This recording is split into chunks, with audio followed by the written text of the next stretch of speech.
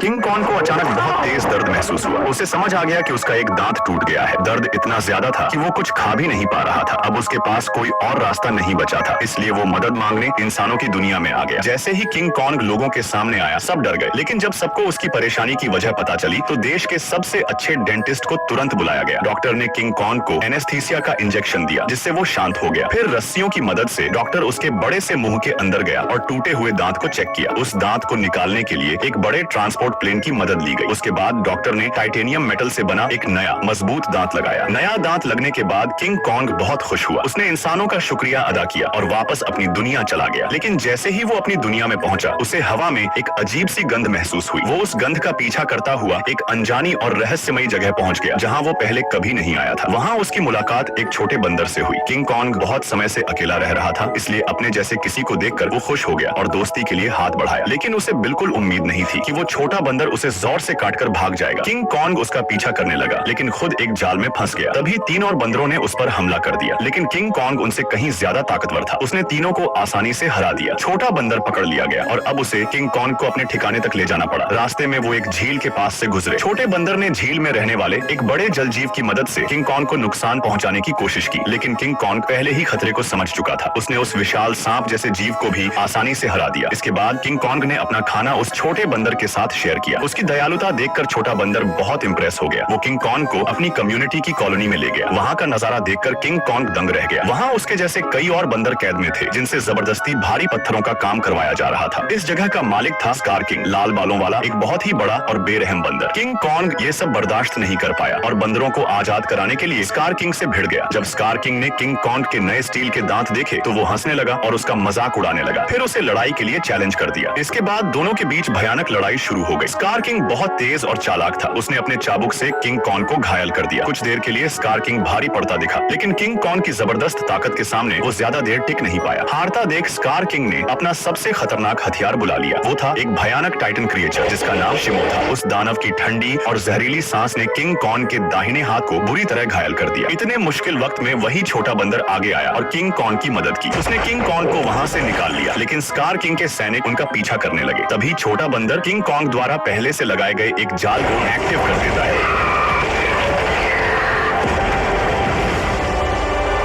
और दोनों अपनी जान बचाकर भाग निकलते हैं। अब बुरी तरह घायल किंग कॉन्ग छोटे बंदर की मदद से एक बार फिर इंसानों के पास पहुंचता है। इंसान फिर से उसकी मदद के लिए आगे आते हैं। वो किंग कॉन्ग को नया हाथ तो नहीं दे पाते, लेकिन एक खास मशीन की मदद से उसके हाथ को पहले से भी ज्यादा ताकतवर बना देते हैं। इस तरह इंसान एक बार फिर किंग कॉन्ग